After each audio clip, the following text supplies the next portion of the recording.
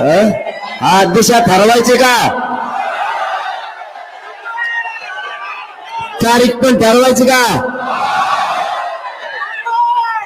तारीख आणि दिशा ठरवायची का? पुन्हा एकदा विचारतोय. माय बापाला विचारल्याशिवाय मी काही करत नाही. मग मला असं वाटतं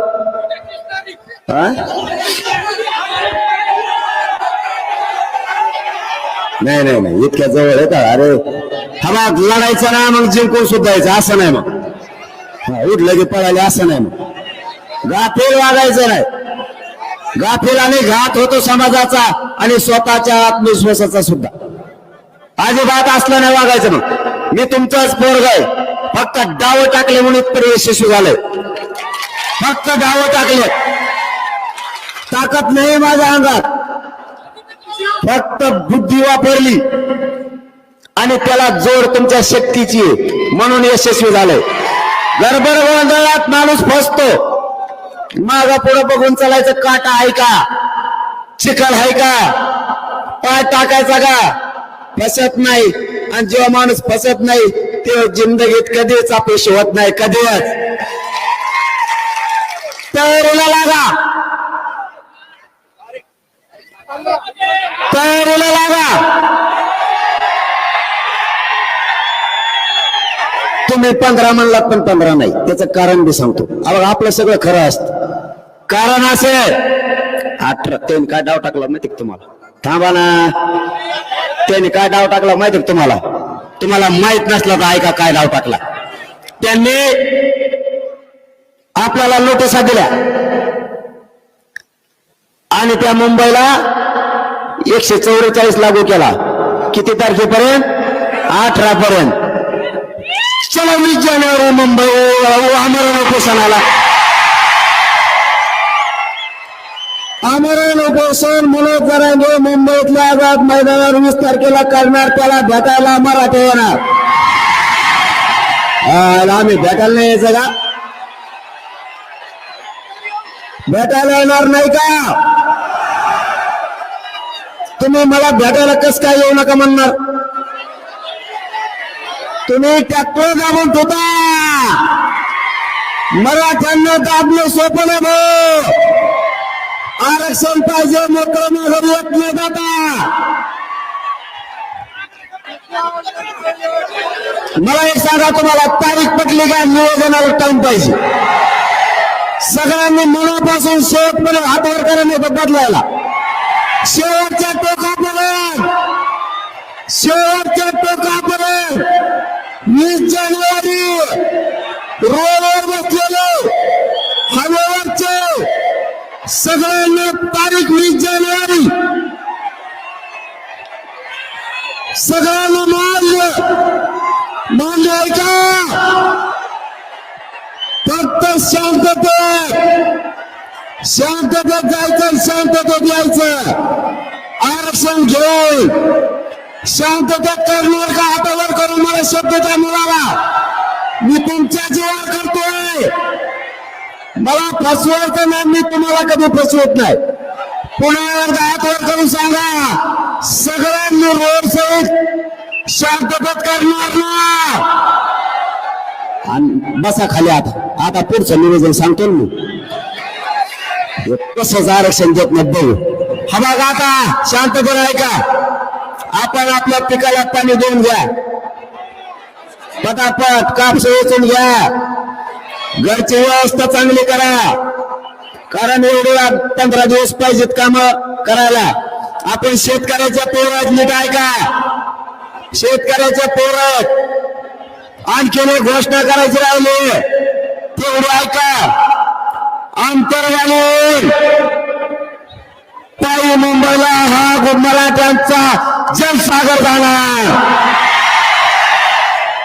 मध्ये मध्ये बाकीचे जेल होत चला. हा पायी जनसागर उसळणार आहे. जसं आता बीडचा बघितला. मी तिथून पुढे बदललं बरं का? हा आधी नव्हतो. अरे सगळं जामच. आणि मग पोपट जायचं डांबराने थेट मुंबई आझाद मैदान शिवाजी पार्कला आम्ही आमरण उपोषणाला बसणार, मराठा भेटायला येणार कस काय तुम्ही येऊन देणार नाही? मग त्यांना जे जे बघायचं ते बघतील. महत्वाचा विषय आणखीन एक सांगतो, आजूबाजूला लक्ष ठेवा, मराठा समाजाला डाग नाही लागला पाहिजे. आजूबाजूला लक्ष म्हणजे काय? कोणी जर ढोळणा करायला लागला, गाडी पेटवायला लागला, दंगा करायला लागला, तर आपल्या लक्षात येतं आपला नाही.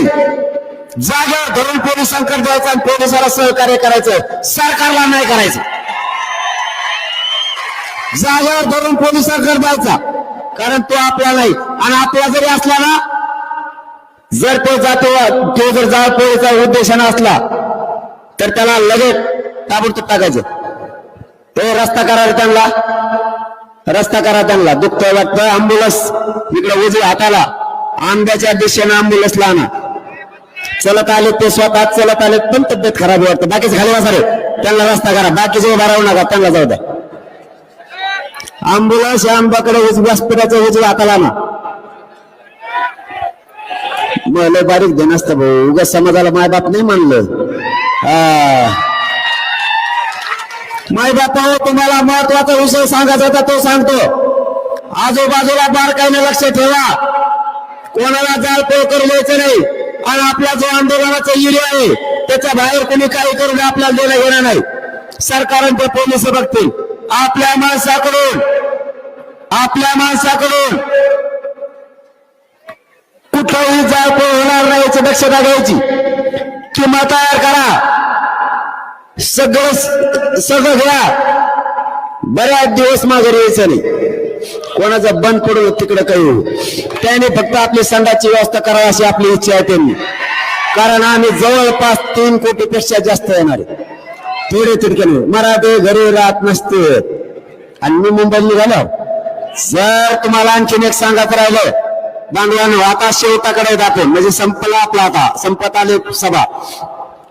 मराठ्यांच्या लेकराला नोटिसा दिल्या, त्या लेकराला उघडं पडून देऊ नका. माय बाप म्हणून त्याच्या पाठीशी उभा राहा. जर एखाद्या पोराला धरून नेला आणि जर अटक केली, पुरा जिल्ह्याने उठायचं आणि त्या पोलीस स्टेशनला मांड्या घालून जाऊन बसायचं. सगळ्यांनी दगड नाही, ढोंडा नाही, काही नाही, नुसती मांडी घालून बसायचं जायचं. काय म्हणायचं माहितीये का? पोलीस निरीक्षक साहेब, पोरग सोडा म्हणायचंच नाही, तिथं जायचं आणि मांडी घालून बसायचं. म्हणून मला भूक लागली. 4-5 लाखाला जर एक वडापाव द्यायचं म्हणलं तर मेलच ते वडेपाव खायचं आणि रेटून 3 टाइम तिथंच झोपायचं. पोरग सोड म्हणायचं नाही, फक्त म्हणायचं आरक्षण दे, एवढंच म्हणायचं. हे आपल्याला खेटा ठरवलं नाही यांनी.